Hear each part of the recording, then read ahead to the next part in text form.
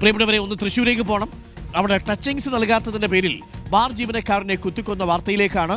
Puthukkad Mayfair ബാറിലെ ജീവനക്കാരൻ എരുമപ്പെട്ടി സ്വദേശൻ ഹേമചന്ദ്രനാണ് കൊല്ലപ്പെട്ടത്. അളഗപ്പ നഗർ സ്വദേശി ഫിജോ ജോണിനെ പോലീസ് ഇപ്പോൾ അറസ്റ്റ് ചെയ്തിട്ടുണ്ട്. കൊച്ചിയിൽ സെക്യൂരിറ്റി ജീവനക്കാരനാണ് പ്രതി. CCTV ദൃശ്യങ്ങൾ പുറത്തു വന്നിട്ടുണ്ട്. ആ ദൃശ്യങ്ങൾ നമുക്കൊന്ന് കാണാം.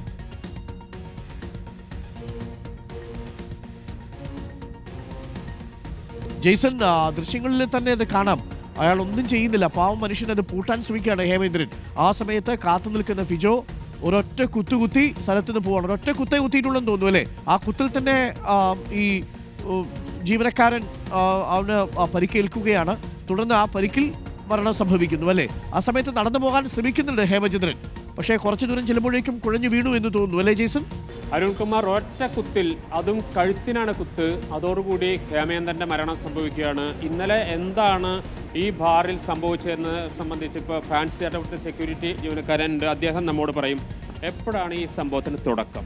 പകല് ചെറിയൊരു കസവിശ ഉണ്ടായിരുന്നു. പിന്നെ എത്ര മണിക്ക്? ഒരു 12 മണി ആയിട്ടുണ്ടാവും, അല്ലെങ്കിൽ 12 മണി ഇപ്പം കഴിഞ്ഞിട്ടുണ്ടാവും ആ സമയത്ത്. എന്നിട്ട് പിന്നെ കസവിശ ഉണ്ടായി, തെറിയും അത് ഇതൊക്കെ പറഞ്ഞ് ഓടിച്ചു വിട്ടു ബസ് സ്റ്റോപ്പിൽ നിന്ന് ആൾ വന്ന് ആളെ വണ്ടി എടുത്തുകൊണ്ട് പോകും. ടച്ചിങ്സ് ചോദിക്കായിരുന്നു അല്ലേ? അതുണ്ടായിരുന്നു. അതാണ് പ്രശ്നം. അപ്പോൾ കൂടുതൽ തരാൻ പറ്റില്ല എന്ന് വെച്ചാൽ ഇതാണ് ഈ ഒരാൾക്കൊരു പരിധിയില്ലേ, അത് കാരണമായിരിക്കണം അവർ പറഞ്ഞത്. അത് ഈ കൗണ്ടറിൽ ചെന്ന് കൗണ്ടറുകാരൻ തെറി പറയുക, അത് പിടിച്ച് വലിക്കുക എന്തൊക്കെ ചെയ്തെന്ന് പറയുന്നു. അപ്പോൾ പിന്നെ അല്ല അവർ വന്ന് ഉന്തി തള്ളിയാക്കി. അപ്പോൾ പിന്നെ തെറി പോരാ. അപ്പോൾ പിന്നെ പുറത്താക്കി കഴിഞ്ഞാൽ അപ്പോൾ വെല്ലുവിളിച്ചിട്ടാണ് പോണത്. അത് ചെയ്യും ഇത് ചെയ്യും. പിന്നെ അവസാനം ഈ വണ്ടി എടുക്കാൻ വന്നപ്പോൾ അതൊക്കെ പറഞ്ഞിട്ട് പോയി. പിന്നെ രാത്രി ഇങ്ങനെ വരുന്നുള്ള പ്രതീക്ഷ ഞങ്ങൾക്കില്ല ആർക്കും. പിന്നെ അവൻ വന്നത് ഈ പകൽ വന്നത് നല്ല മുഖമായിട്ടും രാത്രി വന്ന് വേറെ മുഖം. കാരണം തലയിൽ ഒരു കെട്ടും ഒരു തുണി കൊണ്ട്.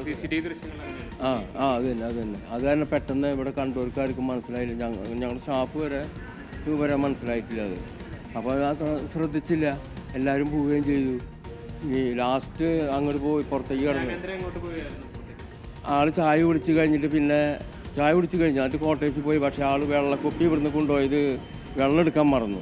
രണ്ടാമത് ആൾ വെള്ളം എടുക്കാൻ വന്ന് അതെടുത്തുകൊണ്ട് പോരുമ്പോഴാണ് ഈ സംഭവം. ഒളിഞ്ഞിരുന്ന് കുത്തായിരുന്നു. ഒളിഞ്ഞിരുന്ന് അവിടെ ഇങ്ങോട്ട് നിൽക്കായിരുന്നാ പറഞ്ഞേ. എവിടെയാന്ന് ഇപ്പോൾ ശ്രദ്ധിക്കണില്ല. ആളും ശ്രദ്ധിക്കണില്ല. എങ്ങനെ ഒരാൾ നമ്മളെ കൊല്ലാൻ വന്ന് നിൽക്കാന്ന് അറിയില്ല ആൾക്ക്.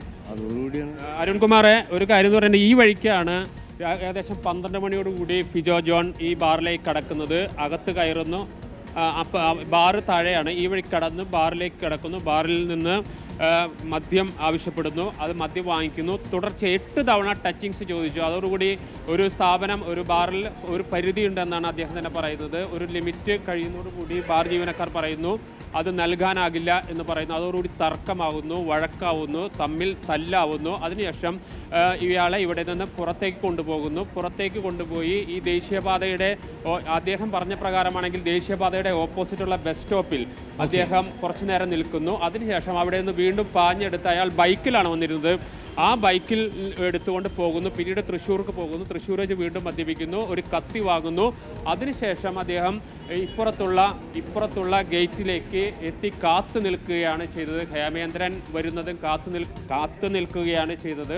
അതോടൊപ്പം ഏറ്റവും പ്രധാനപ്പെട്ട കാര്യം, ഇപ്പോൾ നമുക്ക് ആ ഗേറ്റിൻ്റെ അവിടെ കൂടി ഒന്ന് പോകാം എന്ന് തോന്നുന്നു. ഈ ഗേറ്റിന് അവിടെ നിൽക്കുമ്പോഴാണ് ഹേമചന്ദ്രനെ ഒറ്റ കുത്തിന് അവസാനിപ്പിച്ചു എന്ന് പറഞ്ഞാൽ നമുക്ക് ഞെട്ടിപ്പോകും. വളരെ ആസൂത്രിതമായ ഒരൊറ്റ കുത്തിന് ഒരാളെ കൊല്ലണമെങ്കിൽ എത്രമാത്രം പ്ലാനിങ്ങോടുകൂടി അവൻ കാത്തിരുന്നുകൊണ്ട് ചെയ്തതാണെന്നാണ്. ഇപ്പോൾ നമുക്ക് ഇവിടെ പോലീസ് റിബണൊക്കെ കെട്ടി ഇതാക്കിയിട്ട് വളരെ ചെറിയ ഗേറ്റാണ്. ഇപ്പോൾ നമുക്ക് ഈ ഗേറ്റ് വളരെ ഉയരം കുറഞ്ഞ ഗേറ്റാണ്. അതുകൊണ്ട് തന്നെ പെട്ടെന്ന് തന്നെ കുത്താൻ വളരെ എളുപ്പമായിരുന്നു. അവൻ അപ്പുറത്ത് മറഞ്ഞു നിന്നിരിക്കാം. ഈ ഹേമേന്ദ്രൻ വരുന്നു. ഉടനെ തന്നെ അതിൻ്റെ CCTV ദൃശ്യങ്ങളൊക്കെ നാം വളരെ കാണിച്ചു കഴിഞ്ഞു. ഏതായാലും അതിദാരുണമായ ഒരു കൊലപാതകമായി പോയി, ഒരൊറ്റ കുത്തിന് ഒരാളെ കൊല്ലുന്ന അതിദാരുണമായ സംഭവമായി പോയി അരുൺകുമാർ. വളരെ നിർഭാഗ്യകരമായ സംഭവമാണ്. പ്രിയപ്പെട്ട പ്രേക്ഷകരെ നോക്കൂ, 64 വയസ്സുള്ള ഹേമചന്ദ്രന് ഒരു ബാർ ജീവനക്കാരന് പണിയെടുക്കാനായിട്ട് ഈ ഘട്ടത്തിലും ജീവിതത്തിന്റെ സായാഹ്നത്തിൽ വരണമെങ്കിൽ അയാളുടെ വീട്ടിൽ എത്രമാത്രം പ്രാരാബ്ധമുണ്ടാകും എന്ന് നമുക്ക് ഊഹിക്കാവുന്നതേ ഉള്ളൂ. അയാളെയാണ് ഒറ്റ കുത്തിന് കൊന്നുകളഞ്ഞത്. അയാളെ കാത്തിരിക്കുന്നൊരു ഭാര്യ, മക്കൾ, കൊച്ചുമക്കൾ, ഇതൊക്കെ ഉണ്ടാവില്ലേ? ഇതൊക്കെ എന്താണ് ആലോചിക്കുന്നത്? എന്താണ് കാരണമെന്നറിയാമോ? ടച്ചിങ്സ് ചോദിച്ചപ്പോൾ അത് കൂടുതൽ കൊടുത്തില്ലത്തേ. ടച്ചിങ്സ് എന്ന് പറഞ്ഞാൽ പിന്നെ വയറ് നിറച്ച് കഴിക്കാനുള്ളതാണ്. ടച്ചിങ്സ് കഴിക്കുന്നുള്ള കാര്യമാണ് കേട്ടോ.